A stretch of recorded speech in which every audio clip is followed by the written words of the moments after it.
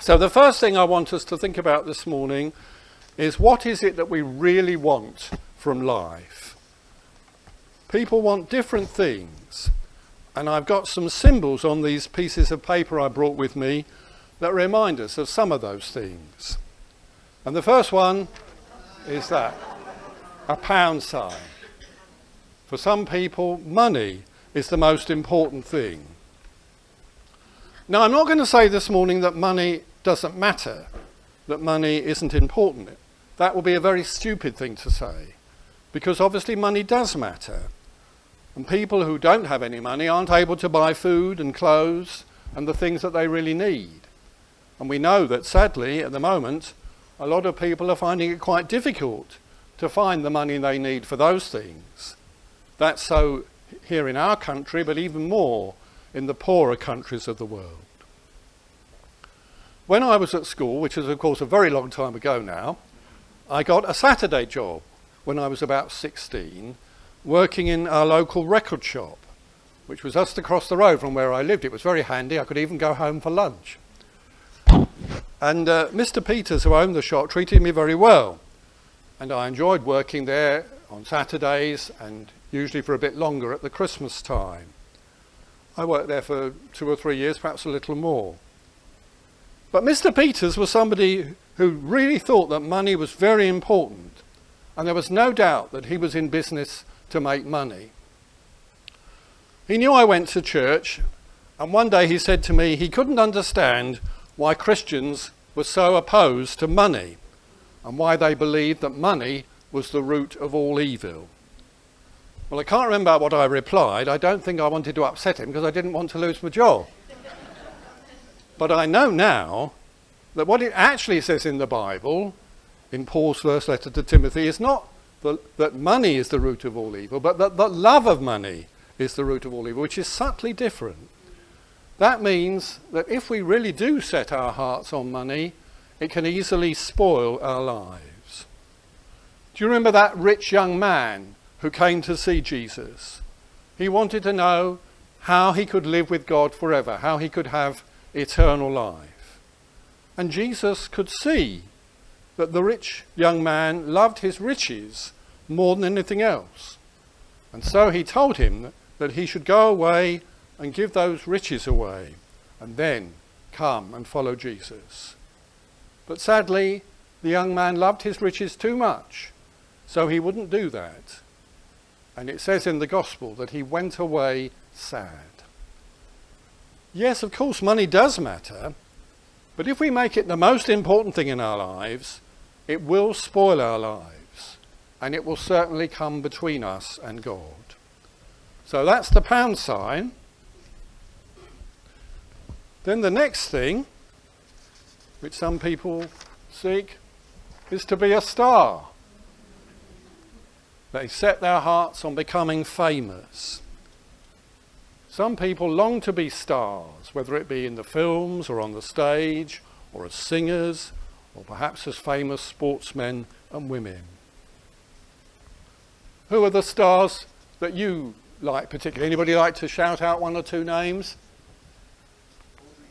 Audrey Hepburn, yes. Yeah. Very good.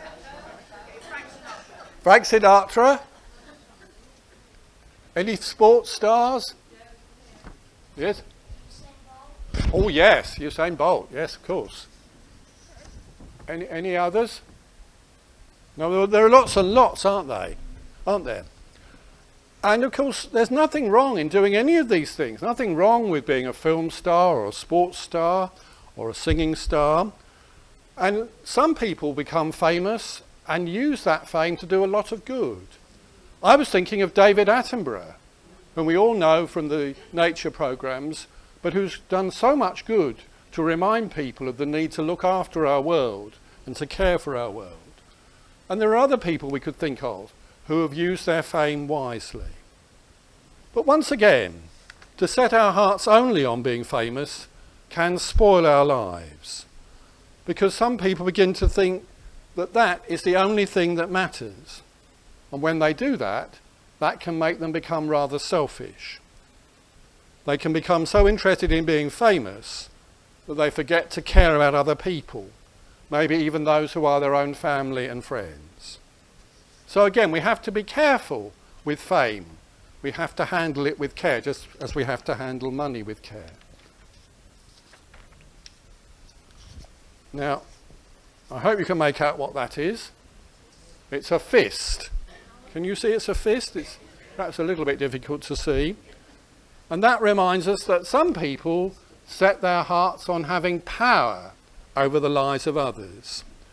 Some people want to run the country, or at least to run a business, or the particular concern that they're involved in. They get to the top, and they like having power over other people. And again, some people are able to do that well. They use their power wisely, and they do it in a way that is good, because they care for the other people. They're not only interested in themselves. But sadly, others get so carried away with having power that they hurt other people. They spoil their own lives and maybe the lives of others as well. Think about what's happening in the world at the moment and how the leaders of some countries want to have power not only in their own land but over others too. We don't have to think very hard to think of people that are like that, sadly. So again, we're reminded that power has to be handled carefully. And one last thing that people set their hearts on, a heart. They want to be loved. They want to be liked. And that's understandable. I'm sure we all want to be loved. We don't want people to turn their backs on us, and when they see us coming along to rush off in the other direction. We all want to be liked and we want to be loved. But it's not always right to make that your only aim, because in order to be loved, we can sometimes do wrong things. If a prime minister, say, wants to be liked or loved, he or she can try to force people to love them by misusing the government's money, the money that people have paid in their taxes. Sometimes the right thing to do is not the popular thing. But if we follow our conscience, if we follow the voice inside us, we know we have to do that. Jesus certainly took that path when he refused to do things that would make him liked by the leaders of the people, but which he knew were not the things that God wanted him to do. And of course that's how he ended up dying on a cross, because he would not do the popular thing. He wouldn't just set out to be liked or to be loved. He had to do what God, his Father, wanted. And in fact, Jesus, in every way, shows us a very different way of living, because he didn't put all his effort into making money or becoming famous or having power over other people or being liked and loved. Instead, as we know, he came into this world to serve God and to serve everybody in the world, including each one of us here this morning. He didn't make being loved his aim, but instead giving love, sharing love, serving others, rather than serving himself. Can we live our lives in that same way? Some of us here this morning may become rich, if we aren't rich already. Some of us may become famous.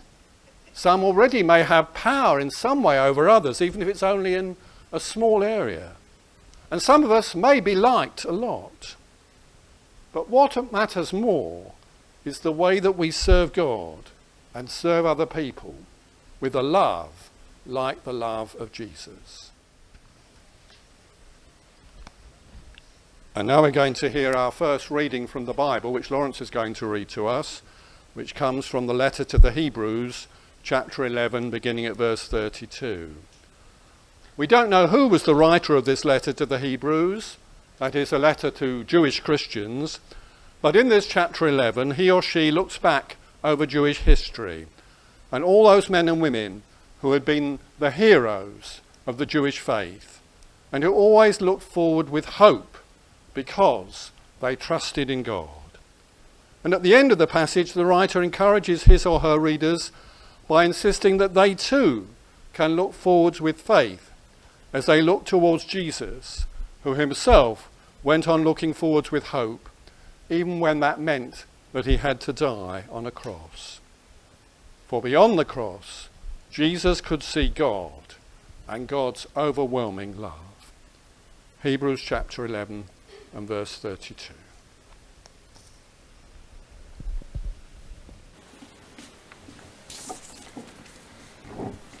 And what more shall I say? For time would fail me to tell of Gideon, Barak, Samson, Jephthah, of David, Samuel, and the prophets, who through faith conquered kingdoms, enforced justice, received promises, stopped the mouths of lions, quenched raging fire, escaped the edge of the sword, won strength out of weakness, became mighty in war, put foreign armies to flight. Women received their dead by resurrection. Some were tortured, refusing to accept release, that they might rise again to a better life. Others suffered mocking and scourging, and even chains and imprisonment. They were stoned, they were sawn in two, they were killed with a sword. They went about in skins of sheep and goats, destitute, afflicted, ill-treated, of whom the world was not worthy, wandering over deserts and mountains, and in dens and caves of the earth. And all these, though well attested by their faith, did not receive what was promised, since God had foreseen something better for us, that apart from us they should not be made perfect. Therefore, since we are surrounded by so great a cloud of witnesses, let us also lay aside every weight and sin which clings so closely, and let us run with perseverance the race that is set before us, looking to Jesus, the pioneer and perfecter of our faith, who for the joy that was set before him endured the cross, despising the shame, and is seated at the right hand of the throne of God.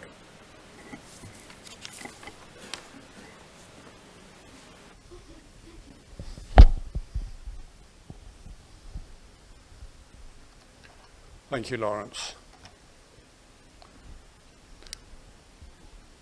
The very last book in the Bible, the book of Revelation, is in many ways a very difficult book to understand.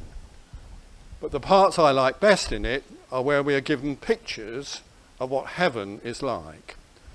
In this one that we're going to read together now, those who have followed Jesus and have suffered much are joining in worship of God and of Jesus in heaven.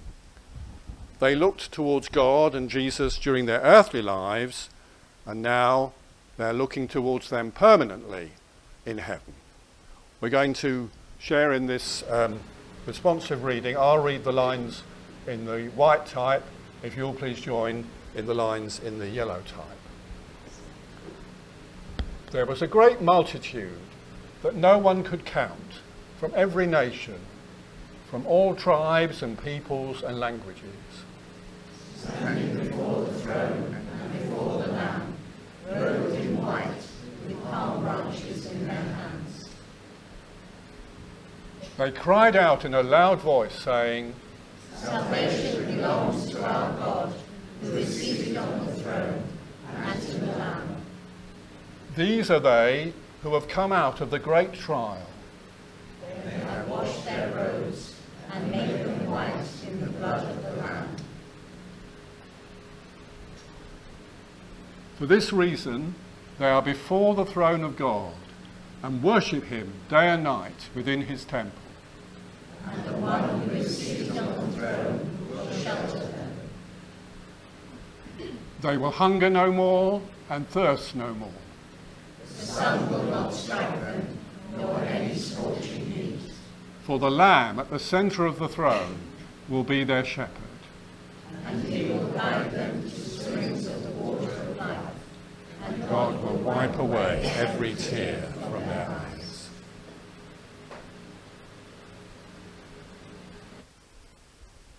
And now Maz is going to read our gospel reading from Mark chapter 10, beginning at verse 32.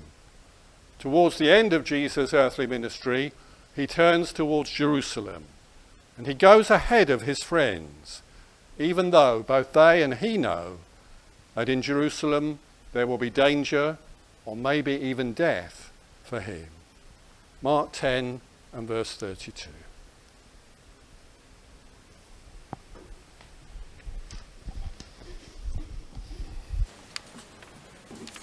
Mark 10, verses 32 to 34. Jesus and his disciples were on the road going up to Jerusalem, and Jesus was walking ahead of them.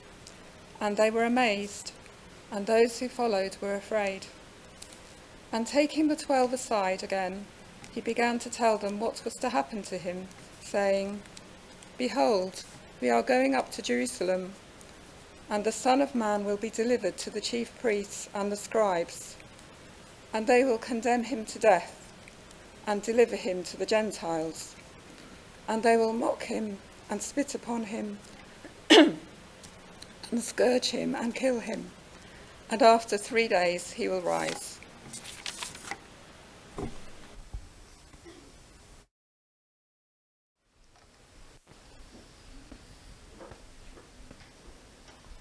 I wonder what board games you like to play, perhaps at Christmas or when you're with the family or with friends.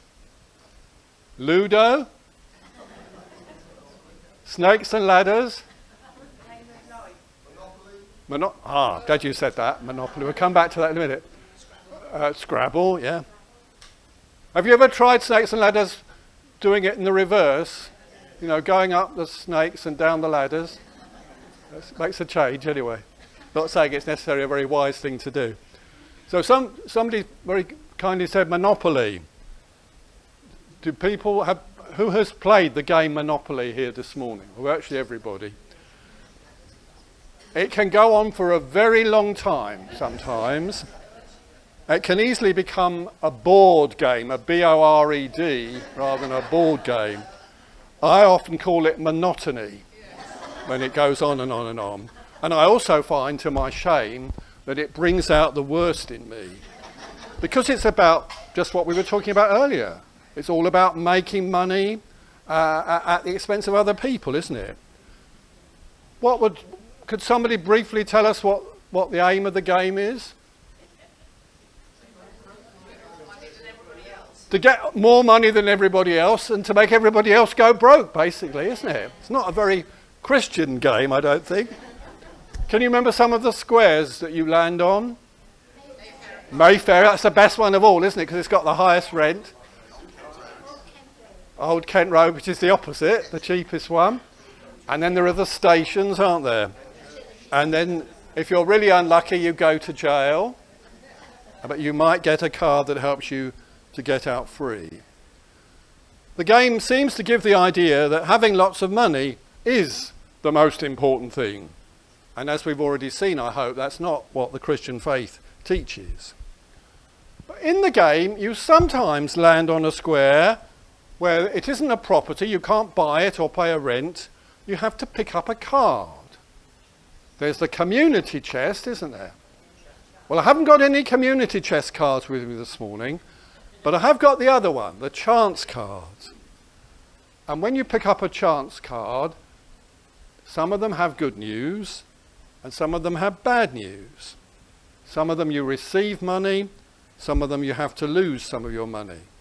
So here are my chance cards. Some of these have good news and some have bad news. And of course what they're saying is only imaginary. But let's face it, sometimes very good things or very bad things do happen to us. When I show you these cards, ask yourself how you would feel if this was really so in your life. So would somebody like to take a card? Anybody like to take it? You can take any card as long as you take the one I give you. So here it is. Would you like to see what your chance is and read it out for us? You have won a prize and the Queen herself will be presenting it to you. You've won a prize and the Queen herself will be presenting it to you. If that was you, would you be pleased about that, do you think? You're not sure? No, perhaps you're not a royalist. Not everybody would be very pleased. So some of us might be. But anyway, there we are. You've won a prize and the Queen herself will be presenting it to you. So that's the first chance. Let's see what the next one is. Somebody else like to read what this one says? I'll come back. You can have another one in a minute, but we'll let somebody else have a go. You might not be so pleased with some of these. Would you like to see what that one says? Read it out nice and loud for us. You have won a 3-month round-the-world cruise with first-class cabin. Oh, would you like that? I thought you would, yeah. I think most of us would, although we might perhaps have second thoughts because of the COVID risks at the moment. I don't know. But in general, I think that most of us would be quite pleased if that was actually true and we were actually able to do that. That would be good news. But let's see what the next one is. Who'd like to have that one? Would you like to do it, Margaret? There we go. There's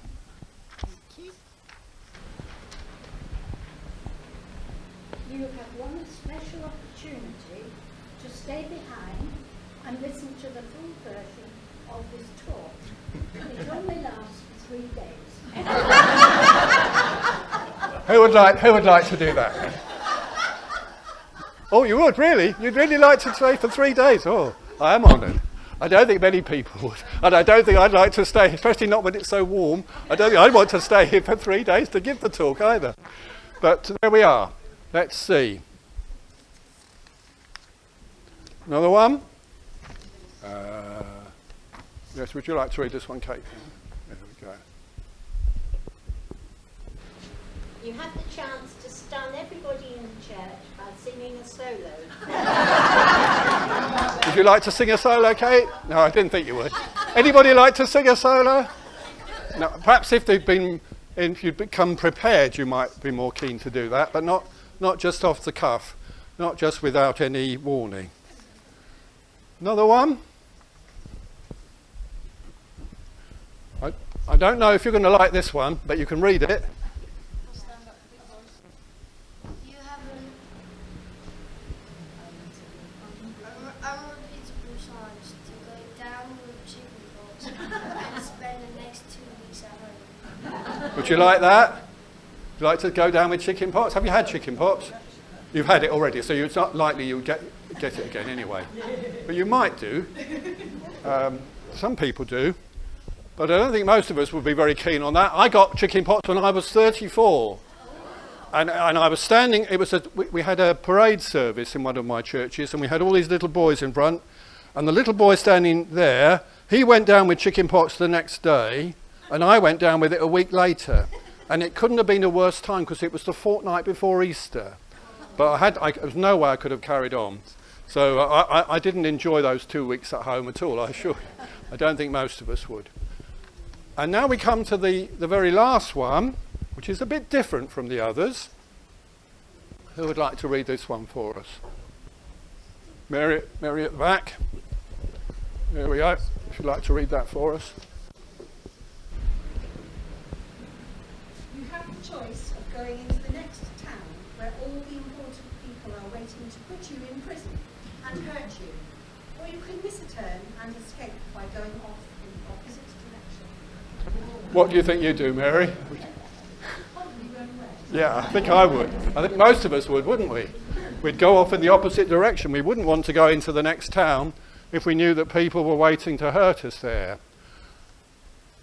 I don't know about you, but usually I back away from trouble, especially if I think it's unnecessary. But think of that reading that Maz read to us just now. Jesus didn't do that, did he? That was what was so amazing about that reading. And that's what amazed Jesus' disciples. He and they were going up to Jerusalem, and he told them exactly what was going to happen there, how he was going to be betrayed, how he was going to be scourged and whipped and crucified, and in the end rise again. He told them that. And of course, Jesus' friends knew that the Jewish leaders wanted to get him. Why did they want to get him? Any suggestions why the Jewish leaders wanted to get Jesus? Sorry? They were worried, yes. They were worried about what he was doing. They thought the Romans might intervene and then they would all lose their position in society. Yeah? He was a challenge to their power, exactly, going back to what we were saying about power earlier, exactly. And I think possibly they were a bit jealous of him because the people, most of the people were so keen to hear Jesus and they weren't so keen on hearing some of the other leaders. But I think they honestly believe, whatever we may think of them, They honestly believed that Jesus was wrong, and that's why they did what they did. And the incredible thing was that instead of going back home to Galilee, where Jesus had come from, he didn't do that. He went on to Jerusalem, despite what he knew lay ahead of him. He didn't linger at the back of the line, as I would have done. No, he went on right at the front, leading the others into Jerusalem, into trouble, into danger. Jesus faced up to trouble. He went on to Jerusalem, despite knowing the risk that he was taking, because he believed that that was what God, his Father, wanted. And what happened, we all know. It all took place just as Jesus had predicted. Jesus didn't enjoy the thought of pain, I'm sure, but Jesus believed that somehow God was going to use his suffering and his death to bring help and hope to other people. God was going to use the death of Jesus to show love in a wonderful way. And being a follower of Jesus is all about standing near the cross of Jesus, knowing that Jesus has died on the cross for us simply because he loves us and he wants us to know that we are forgiven. He wants us to do what God wants in the same way that he did. He wants us to face up to problems and to hard times when they come along. He wants us to do the right thing, which may sometimes be a very hard thing. Maybe you upset someone and you know you should say sorry to them, but that's not easy. But you need the help of Jesus to go and do it. Maybe there's a problem that needs sorting out that will cost you a lot of time and a lot of trouble, but you know in your heart that that is what you should be doing. Or maybe somebody you know is ill or in need and requires help in some way. It's easy to run away even then. It's easy to let somebody else do it. But Jesus may well want us to do something to help that person. Yes, Jesus wants us to face up to the problems we have. And he offers us all sorts of help. He's given us the Bible. If we read our Bibles and remember what the Bible says, it can often be a tremendous help to us. But above all, Jesus tells us that whatever we face, he will be with us himself. And as we heard at the very end of the reading, he didn't only die, he also rose again. And when we face difficulties, he wants us not to run away from them, but to face up to them with his help. He has died to bring us forgiveness and love, and to help us find the faith that we need. We shouldn't just look for money. We shouldn't just look to become famous or to have power or to be loved. No, we should look towards Jesus, especially when life brings us not good things, but hard things. Then especially, we should look towards Jesus and his cross for help and inspiration. Let us remember how Jesus went on to do what God wanted, and he will give us the strength we need to do the same and to be those who serve and who care for others just as Jesus does. May we accept Jesus' help, and may we seek to follow his way in our lives day by day. Amen.